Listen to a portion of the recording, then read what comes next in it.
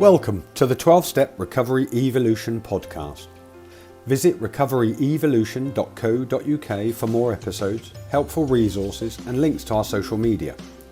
Also visit the site for information on how you can attend a future Zoom session or workshop live. Thank you. The question was, what do you do when you're making amends if there's conflict between the people that you're making amends to, i.e. They all want something from you, but what they want from you to make amends to them conflicts with what other people you're making amends want from you also. For example, your time, how much time you can give people and things like that. And I mean, I think I've answered the question myself in so much as, so long as all the motives from my side are checked, really it comes back from what I see people maybe, but amends isn't an easy ride necessarily for the people you're making amends to. Sometimes maybe people have to check themselves in my amends process to them. It might bring up things that are uncomfortable for them, and I think that might be at the heart of it. But yeah, that my question is, what do you do when you're making amends and there's conflict between the people with the amends you're trying to make to different people? There's no way I could really answer that without seeing the bigger picture. I think, again, that's something that initially, you have to repair the damage that's been done. So again, even if I don't know the example, but I kind of look at it like this in creative amends. If you say you've had a child and you've not been there for the birthdays, Christmases, holidays, taking out on trips, you owe a lot of time.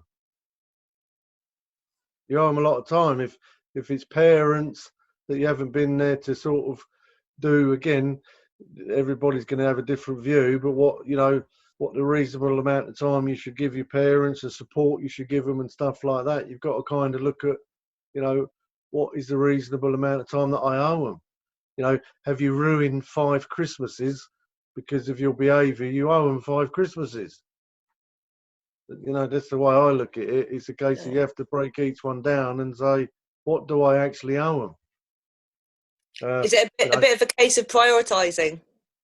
Well, always, yeah. I mean, it's not straightforward. It's but the principle is, it's like, look, what do I reasonably owe somebody? What have I denied them of? If it, I noticed with my mum, she kind of liked a bit of cash. My dad liked a bit of time.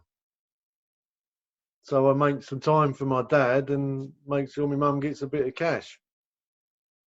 She likes more time now, so I think I give her a reasonable amount of time.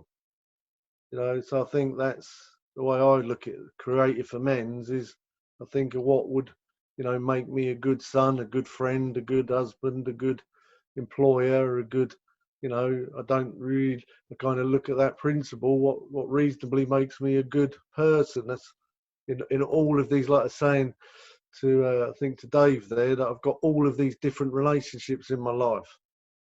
And again, if I want them relationships to be good, then that's going to take a certain amount of investment. I've got a pretty good marriage, I've got a pretty good wife, but I've got to say, I've invested a lot in that, and I still do.